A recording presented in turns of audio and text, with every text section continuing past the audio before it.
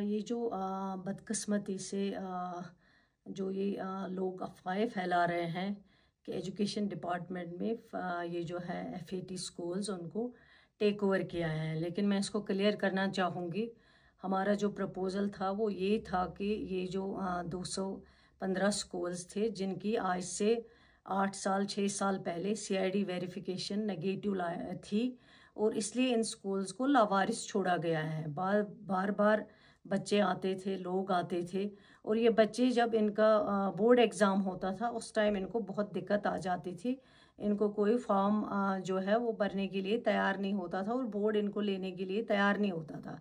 Education department ने फिर एक फ़ैसला किया था कि इनके लिए जो है नियरेस्ट प्रिंसिपल जो है वो फ़िलहाल लुक आफ्टर करेगा इन स्कूल्स का, जिन में 51,000 कुछ बच्चे जो हैं इन स्कूल्स के अंडर पढ़ रहे हैं। बच्चे भी वही रहेंगे, टीचर्स भी वही रहेंगे और स्ट्रक्चर भी वही रहेगा। सिर्फ नियरेस्ट प्रिंसिपल इसको लुक आफ्टर करेगा। तब तक जो इनकी मैनेजमेंट कमेटी बनी थी वो इस सरकार से पहले एक्सपायर हो चुकी थी वो मैनेजमेंट कमेटी, लेकिन हमने सोचा जब तक मैनेजमेंट कमेटी बनेगी उसकी CID वेरिफिकेशन आएगी तब तक नियरेस्ट प्रिंसिपल्स इन स्कूल्स को लुक आफ्टर करेंगे, वो देखेंगे तब तक, ताकि बच्चों का जो फ्यूचर है उसकी सेफ गार्ड के लिए ये कदम उठाया गया था। ये हमारा प्रपोज़ल था, लेकिन जब ऑर्डर आया, ऑर्डर में कुछ और डाला गया कि DCs मैनेजमेंट कमेटी बनाएंगे और भी कुछ चीज़ें आई हैं जो हमारा प्रपोज़ल नहीं है।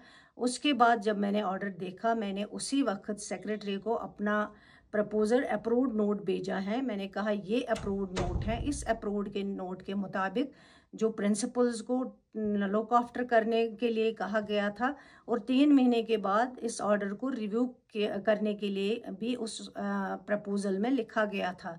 तब तक मैनेजमेंट कमेटी बनाई जाती और मैनेजमेंट कमेटी वेरिफिकेशन के लिए जाती और फिर ये स्कूल्स जो हैं वापस उनके हाथ में दिए जाते। सिर्फ प्रिंसिपल्स तब तक लुक आफ्टर करते जो नियरेस्ट है, लेकिन ऑर्डर में जो DCs कुछ और चीज़ें मेंशन की गई, लुक आफ्टर वो हमारा टेक ओवर वो एजुकेशन डिपार्टमेंट का एज मिनिस्टर मैं कहती हूँ सकीना ईतो का प्रपोज़ल नहीं है। मैंने जो अपना अप्रूव्ड प्रपोज़ल है वो मैंने उसी वक्त सेक्रेटरी एजुकेशन को भेजा है। मैंने कहा ऑर्डर इसके मुताबिक आना चाहिए, लेकिन ऑर्डर इसके मुताबिक नहीं आया हुआ है। इसलिए मैं उन लोगों को बताना चाहती हूँ जो इसको इस वक्त बढ़ा चढ़ा के पेश करते थे, जिनके दौर में ये CID वेरिफिकेशन नेगेटिव आई थी, उन्होंने बात नहीं की, तब वो मिनिस्टर थे और उन्होंने कुछ आवाज़ नहीं उठाई और आज बेबुनियाद वो अपनी आवाज़ बुलंद कर रहे हैं, ड्रामा चढ़ा रहे हैं। और इतने बरसों में इन्होंने इन स्कूल्स के लिए, उन 51,000 बच्चों के लिए कोई बात नहीं की।